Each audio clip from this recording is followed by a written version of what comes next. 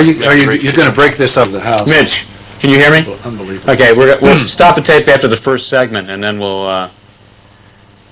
Carol's going to make a phone call, then we'll pick it up again. Okay, we're rolling now. Okay.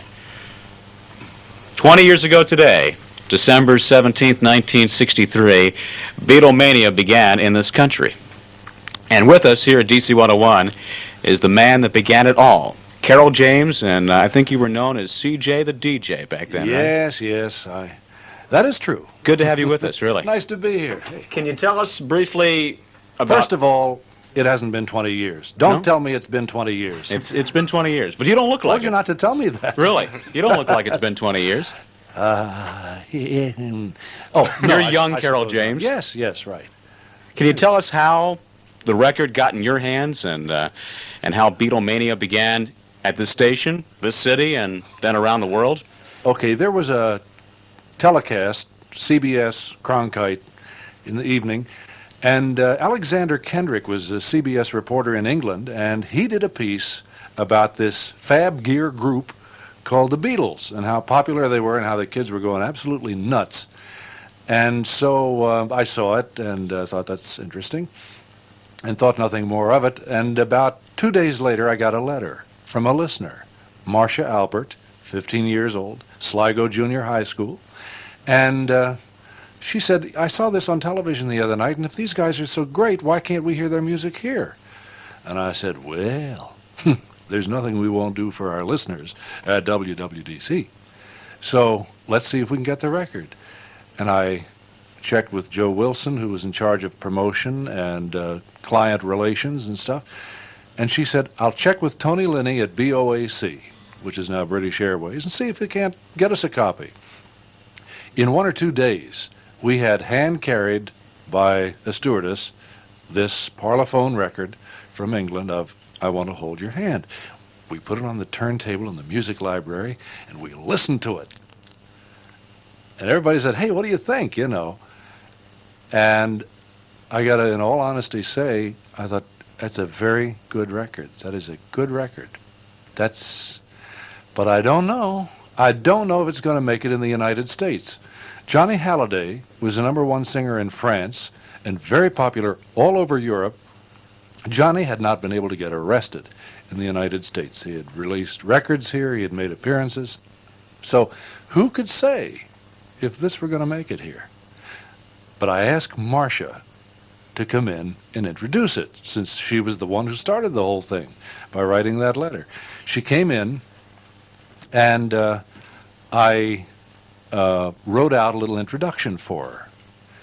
And we were on Good Morning America Thursday morning, and she said, I still have that thing that you wrote out for me, and I had handwritten it out on the back of a traffic report. Accident at 2nd and T Northeast, 2 vehicles involved, And so she read the introduction to the first Beatle record in the United States. Where are we going now? We'll just ask a couple other questions here, and we won't keep it much longer. You ready, Mitch? Okay. Did you actually think that that day when you played the record that the group and the song would have such an impact, and also you would have so many memories and be a part of it? Well, I could have never dreamed that what ultimately happened would have happened, no.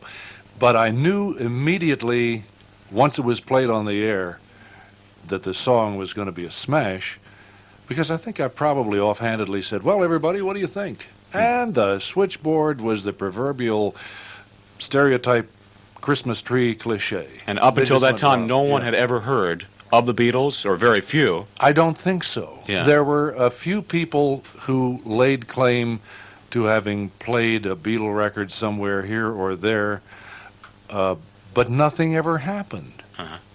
And I talked to one gentleman about whom it was said that he had played one, and he didn't really sort of want to even admit it, because, nothing happened. And I'm not even sure it was really the Beatles, whatever. But it really happened when we played it, and I played it for the second time that day on the same show. And in those days, we never did that. Uh-huh. You would never play one record twice in a 4-hour period.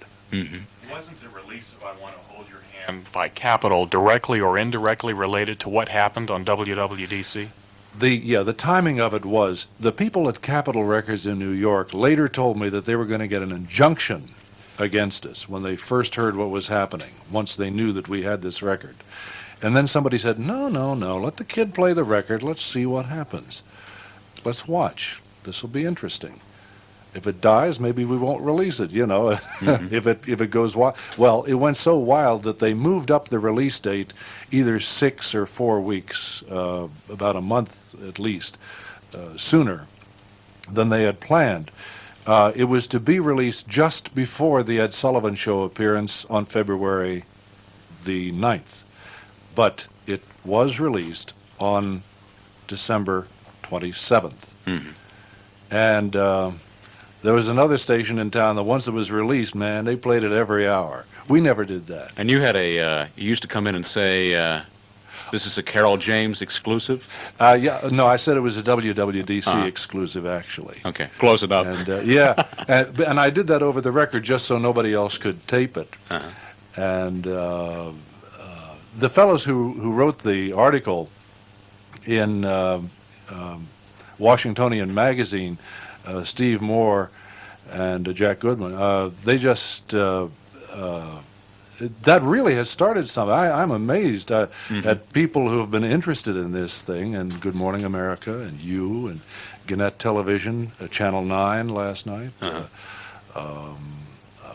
Rolling Stone Magazine coming up, and National Public Radio. We have gotten lots of calls since we've been talking about it. Is that too. right? When you were on Ed Sullivan, Well, I wasn't on the show. I was you in were the audience. backstage, and you met him, right? I met Sullivan, after the rehearsal. Wasn't he arrogant to you about how dare you? I discovered the Beatles before you did. It wasn't arrogant, menacing. It was more like, no, he just, his son-in-law, Bob Preck, the producer, introduced us. And he said, oh, so you're the young fellow who says he discovered the Beatles. Well, let me tell you one thing. We had the Beatles signed back in October or November. Mm-hmm. And that was long before you. I said, gee, that's right, that was long before we ever played that record. But we played the record long before he ever actually had him on his show in February. But, you know, the fact is that the Beatles were going to happen anyhow, whether or not we would have played that record. They would have, the plans were to release their music in the United States. But, you know, Capitol had resisted that. Their parent company, EMI, had, on several earlier records, Please Please Me, She Loves You, said, hey, wouldn't you like to really? No, I don't think so. Not in the United States. I don't know. No, thanks.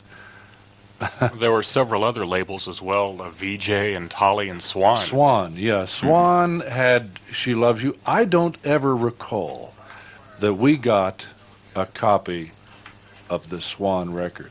And let me tell you, this radio station got a copy of every record, man. But it was because of what you had done. You had jumped the bandwagon, right? Well, yeah, we did. But some people were saying that these records were out there and released earlier, but nobody ever played them. I mean, you know, you get 50 records a week, and you put 3 of them on the air. Sure.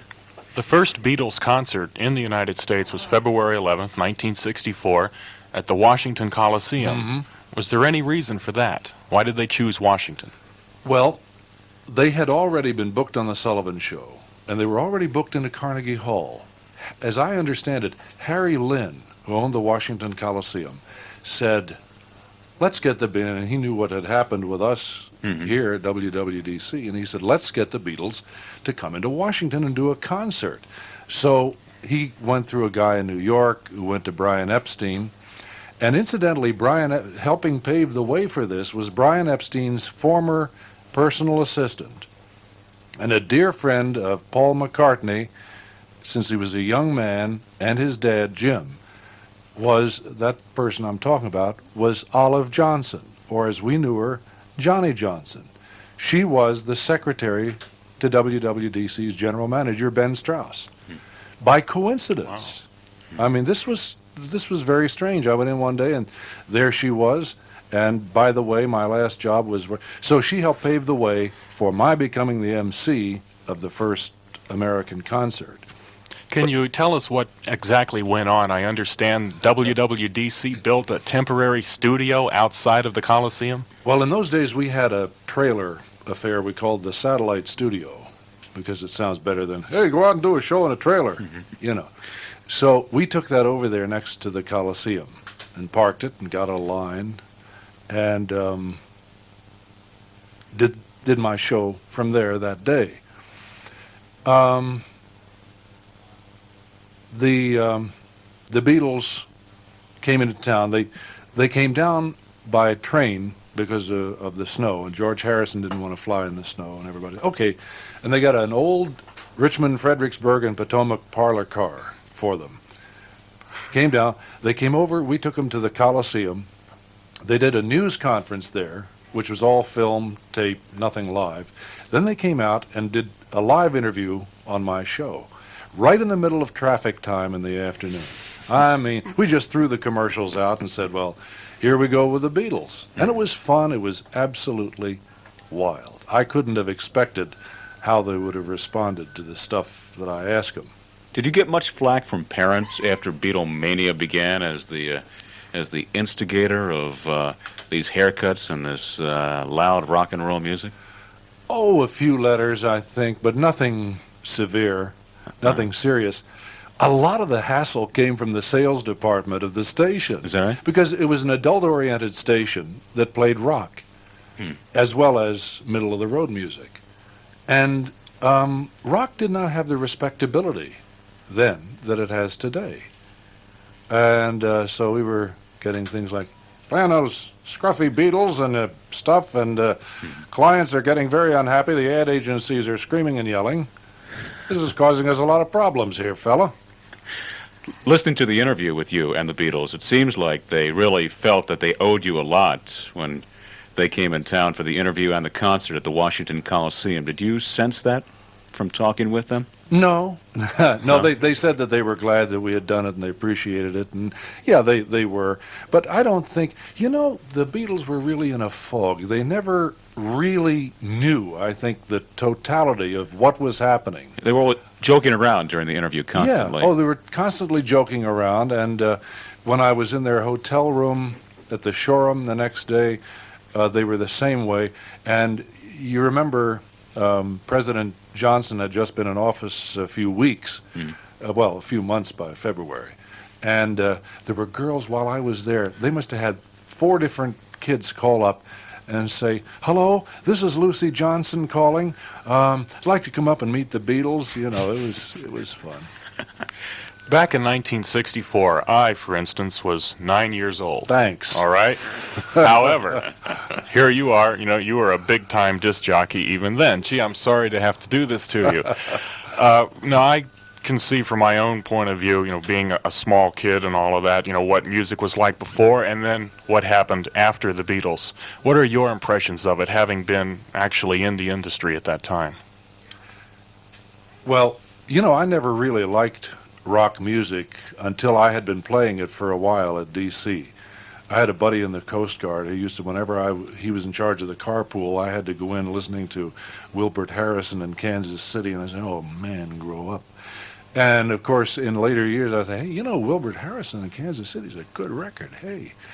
But the first record, I Want to Hold Your Hand, the first U.S. Beatle hit, was not that particularly unusual or different. It was good, but it wasn't a departure. There was nothing radically new about it.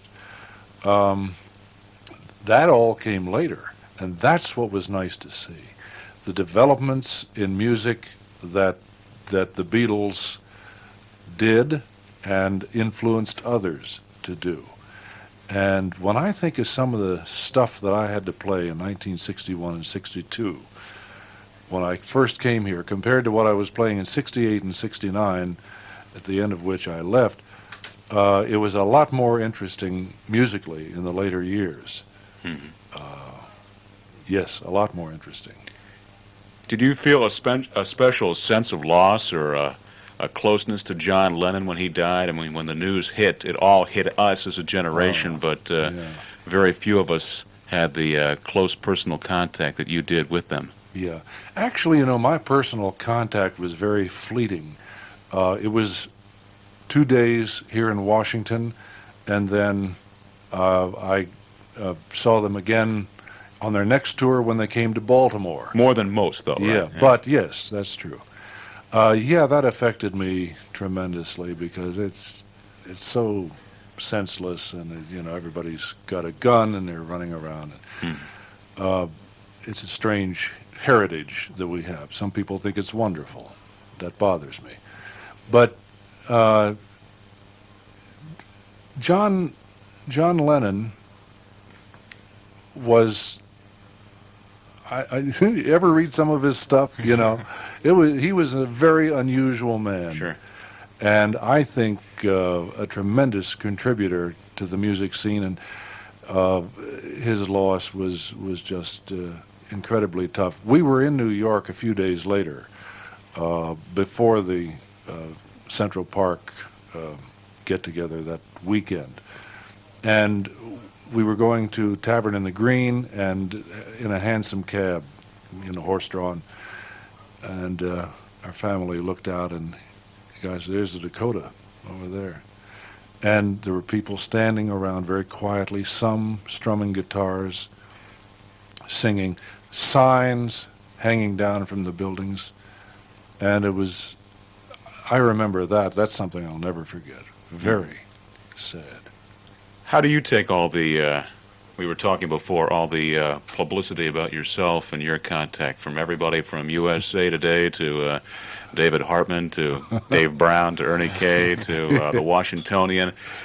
Do you take it as, well, I've been around for years, why all of a sudden? Or No, these things happen. This is much more interest than I thought there would be.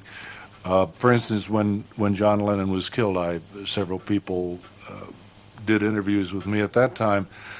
And, you know, it may happen again in 5 years and then not again for 25 years if I'm hanging in there. But it's something, you know, it's here for a few days, and now along about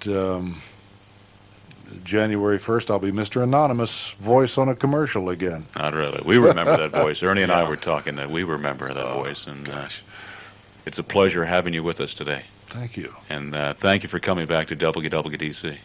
Thank you. The place has changed. It has changed a bit. Only the names have changed. Thank you, Carroll.